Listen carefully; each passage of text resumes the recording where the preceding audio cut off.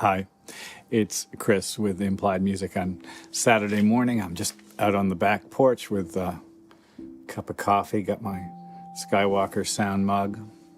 I want to talk about practicing. I want to talk about Bach. And I want to talk a little bit about the channel, since the channel is doing so well.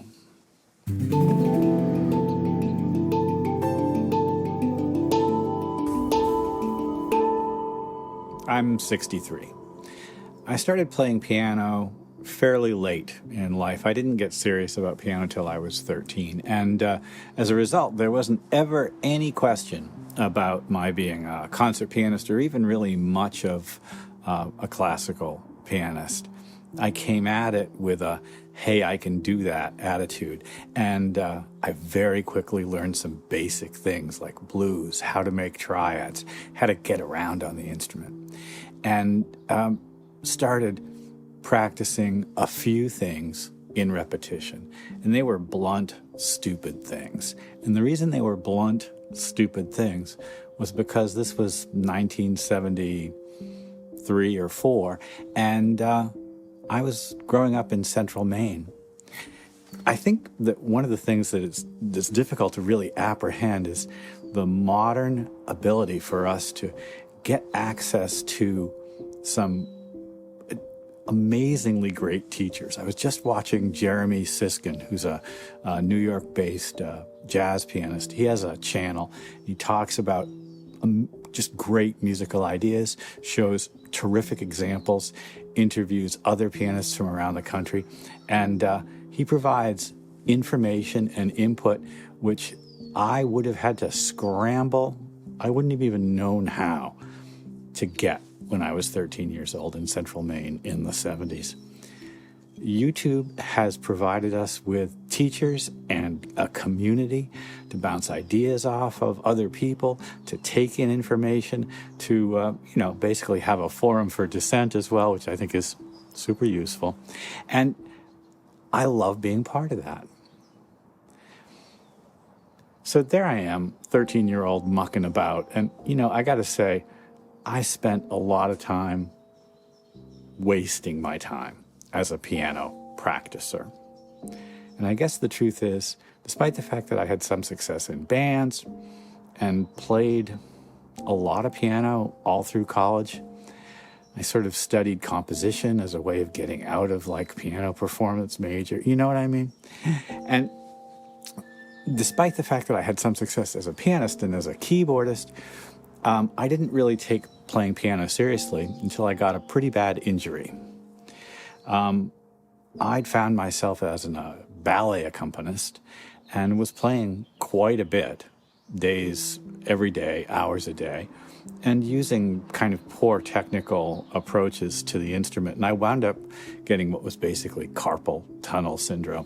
And I woke up one morning when I was 25 years old and felt like someone was grinding a rusty spoon into my wrist. Here in San Francisco, Dr. Robert Markison gave me two options. One was surgery, and the other one was rest. And he gave me a prescription for Bobo's Book of Coin Magic. He said, work those small muscles, not the big ones. As a result, I know some coin tricks. I changed my technique radically. And changing your technique requires a bunch of things. And those things are useful for all of us, whether it's someone who's decided that they want to write a different kind of music, learn a new piece of gear, get better at their relationship with their spouse or friends or kids. Anything like that requires attention to detail. And here are the 2 or 3 things that I discovered that really made a difference to my growth as a technical pianist. And the first one is, don't work so hard. You don't have to work hard to make beautiful music. The instrument wants to play. Your hand wants to fall. The string wants to vibrate. And it wants to make a beautiful sound. You've got to let it. And to let it make that beautiful sound, you've got to really hear it and take it in. For me as a pianist, I could go into great detail about the technical approach that I took, but I'm not going to do that now, although some of you may be interested in it, and I could give you individual recommendations. The next tool, which I think is universally useful, and it's not just a guideline like take it easy, buddy. It's this: have a logbook, like a ship's captain's log, that records day to day exactly what you did. And when I say exactly, I mean the data of what you did. Today, I wrote this piece of music. I practiced this exercise. I listened to this piece of music by another composer. I spent this much time meditating. Those data points just exist without judgment. One of the biggest challenges we have as musicians is creating a progression, creating growth and change. And seeing that growth and change is the point of having this logbook. You won't know that a year ago you could play the E-flat major scale at only 80 beats a minute when you were playing 16th notes unless you wrote it down then and you look back. For me, this kind of record keeping, and I do a lot of, I guess I would just say, like sort of batch practicing. Like, you have to know all your scales. You have to know, for me, all the Bach, chorales, the preludes and fugues from both books of the Well-Tempered Clavier, the Chopin etudes. I know I have to look at each of them. I know I have to try them at different speeds. And in order to really track that without judgment, today this was all I could do. I could only get through 4 measures at this tempo. In order to track that, you have to have some kind of record keeping. Now, it could be these days, probably on your phone. Me, I've got a dozen tiny little notebooks like Columbo used to keep in his breast pocket, just sitting there on a shelf with a date, a couple of things that I did at a tempo. Boom, I'm good to go. I've got a ship's captain's log of where I was. Today, the sky was blue. I saw an albatross. It's all that matters. No judgment. What actually is so for you? So Tuesday's Bach's birthday, and Bach's an enormously important composer for me. And the daily practice that I do now as a pianist always includes some Bach, always. One of the most important things that I do is I go through the 2 books of the Well-Tempered Clavier, doing prelude and fugue, different one every day, because we get different key signatures and stuff. I also love the chorales, and the chorales are terrifically useful for us as composers and arrangers because they're the foundation of counterpoint and harmony as it was practiced in Europe in the 17th, 18th, 19th centuries. It's the kind of ground zero of functional harmony for us. Learn those chorales, and you've got deep insight into everything that's happening. Bach was a hardworking guy, and maybe a little bit of a maniac. It's hard to imagine. I'd love to have had an opportunity to meet him.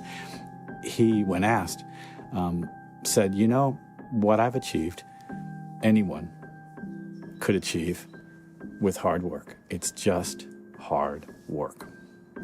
And, my response to that is, yeah, but, you're Bach. But that was his position. His approach was, I just need to work at it.